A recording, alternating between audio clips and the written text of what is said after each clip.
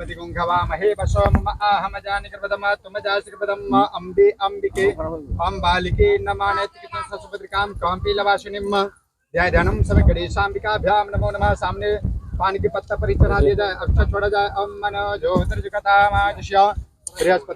अभी मैं थरबिटिया नदी के तट पर उपस्थित हूँ और यहाँ पे सैकड़ों भक्तगण की संख्या में तादाद लगा हुआ था और कलश शोभा यात्रा निकाला गया है। आप तमाम लोगों को देख रहे हैं और यहाँ पे चाचा जी हैं, इनसे जानने का प्रयास कर रहे हैं।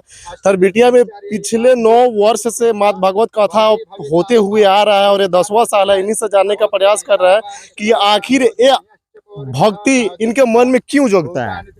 सबसे बड़ी चीज है कि गुरु की जब अपार कृपा होती है तो आपको श्रीमद् भागवत के प्रति आपके अंदर भाव जगता है। जब श्रीमद् भागवत की महिमा होती है तो हमेशा से ही इस धराधाम पर संत पुरुषों का संग समाज कल्याण हेतु और ये भागवत की जो कथा होती है इसके पीछे कोई व्यक्तिगत संकल्प मेरा नहीं रहा है। अभी तक जितनी भी कथाएं हुई इसके पूर्व में 9 कथा हो चुकी है और ये 10वीं कथा है। इस 10वीं कथा में जनमानस के कल्याण हेतु, विश्व कल्याण हेतु, हर घर में सुख शांति के दिया जले, हर में मानवता खिले, एक दूसरा भाई प्रेम करे और ईश्वर के प्रति बड़ी निष्ठा और प्रेम के साथ सादगी भरा जीवन जिए। यही तो हमारा भागवत का उद्देश्य है। गांव समाज में अगर ऐसे भागवत कथा होते रहे तो समाज में इसका अच्छा संकेत जाता है, उस पर क्या बोलेंगे? समाज में जो क्रांति अभी पूरे देश में, खासकर जो आप भगवा रंग पर देख रहे हैं, ये श्रीमद् भागवत की ही तो महिमा है। प्रत्यक्ष किम प्रमाणम जो आप देख रहे हैं पूरे देश में, जहां भी देखेंगे, अभी जितने भी चैनल आ रहे हैं उस सब पर आस्था संस्कार है। जो भी आपके भी चैनल को बहुत बहुत धन्यवाद कि आपने सत्य सनातन का जो प्रचार प्रसार करने का एक काम किया। इसके लिए मैं हृदय से आभार व्यक्त करता हूँ और अपने लाला से मैं आग्रह करूंगा कि भगवान आपको उस ऊंचाई को छुए जिसकी आप कल्पना भी नहीं किए होंगे। और रही बात कि मेरा तो एक ही हमेशा से प्रयास रहा है कि समाज कल्याण, लोगों में प्रेम और निरंतर ईश्वर की कृपा सब पर बरसती रहे, सबका मंगल सबका भला, सर्व भवन्तु सुखिनः सर्व सन्तु निरामया। यही मेरी भावना के साथ मैं भागवत कथा के लिए हमेशा ताउम्र, मैं जब तक जिंदा रहूंगा, प्रतिवर्ष भागवत कथा के लिए प्रयासरत रहूंगा। हो ना हो ये तो ठाकुर की कृपा जाने। आपके सर पे एक टोपी लगा हुआ है जिसपे लिखा हुआ है बापू जी निर्दोष से, इसका संदेश देना चाह रहे हैं आप? मैं ये संदेश देना चाहता हूँ कि मैं परम पूज्य संत शिरोमणि श्री 1008 परम पूज्य श्री आसाराम जी बापू का शिष्य हूँ और बड़े गर्व से कहता हूँ, बड़ी मजबूती से कहता हूँ कि आज पूरे भारत में जो सत सनातन का शंखनाद और ईसाई मशीनरियों द्वारा खास करके षड्यंत्र करके जो हमारे बापूजी को फंसाया गया, जिसके लिए आप तमाम मीडिया बंधु इससे अनभिज्ञ नहीं है। और जो बापूजी के साथ अपने भारत का जो संविधान है, हम संविधान का सम्मान करते हैं, लेकिन थोड़ी कहीं ना कहीं न्याय प्रणाली को मैं चैलेंज नहीं कर रहा हूँ, लेकिन मेरी आग्रह है कि कम से कम बापूजी के प्रति फिर री इन्वेस्टिगेशन कराया जाए, उसकी पुनः जांच कराया जाए। वस्तुतः जो स्थिति है पूरे देश की जनता नहीं, पूरे विश्व के लोग बापूजी पर नजर टिकाए हुए हैं कि बापूजी के साथ ऐसा क्यों हुआ। अब रही बात कि 33,000 ईसाइयों को पुनः हिंदू बनाने का काम, अधर्म के रास्ते से हटाकर धर्म के रास्ते पर लाना, फिर आपको गरीब आदिवासी लोग थे जो हमारे मूलभूत सुविधा से वंचित थे, उसको हमारे बापूजी ने पुनः एक नवजीवन देने का काम किया।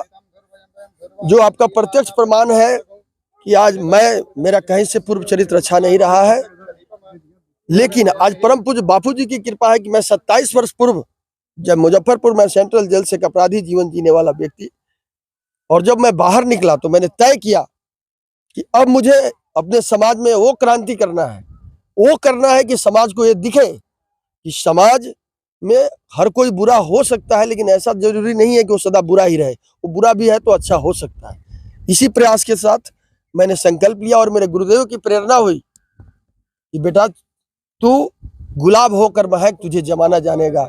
जब सब लोगों के प्रति आपके अंदर भाव आते हैं, सबके लिए आप हित सोचते हैं, तो ये मैं नहीं सोचता, मेरी क्षमता नहीं है, मैं तो एक अपराधी व्यक्ति था, लेकिन आज बापू की परम कृपा है कि आप सबको हृदय से मैं धन्यवाद देता हूँ और बड़े गर्व और बड़ी मजबूती से कहता हूँ कि हम जितने भी अभी जो आपके बिहार की जनसंख्या उससे अधिक हमारे बापू के शिष्यों की संख्या, उसमें कोई भी एक शिष्य को आप डिगा कर बता दीजिए, मैं मान लूंगा कि नहीं बापूजी हमारे गलत थे।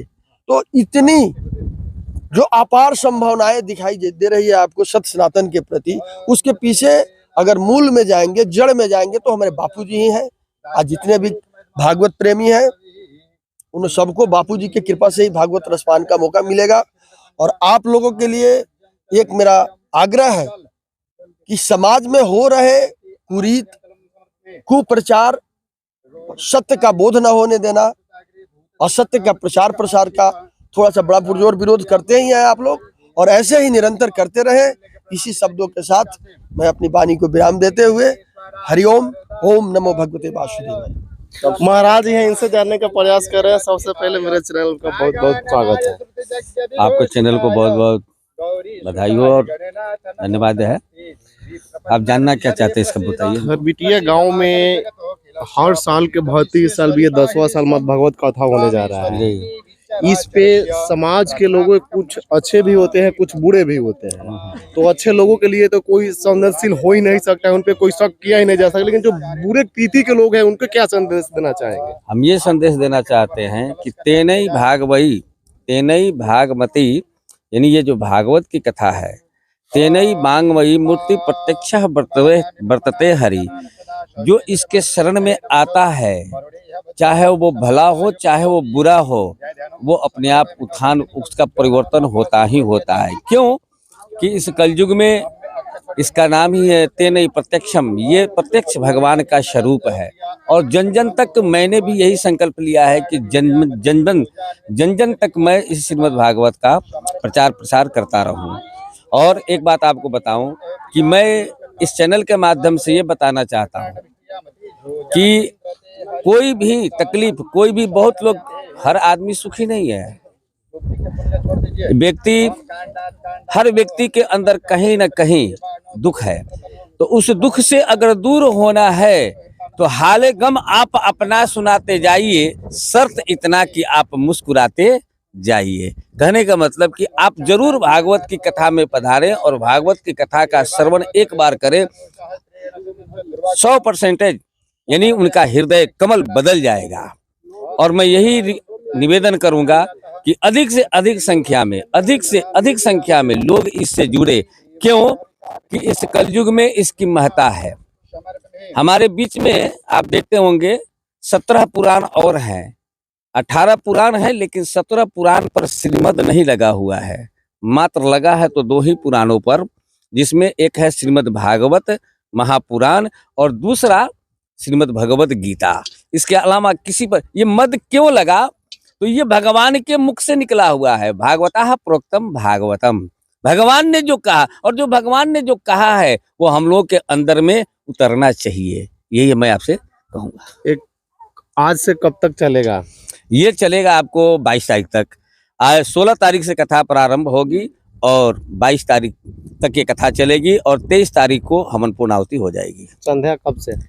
संध्या टाइम तो यही 6 बजे से लेकर के आगे जो परमात्मा टाइम निर्धारित करे।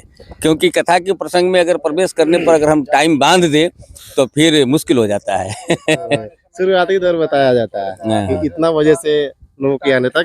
अभी आपने महाराज जी के सुना और दूसरे जितने भी दर्शक गण हैं आपसे भी आग्रह कर रहे हैं कि खरबिटिया में आए और मद भागवत कथा का आनंद ले। वीडियो में बनने के लिए कमेंट बॉक्स में जाए और अपना राय दे।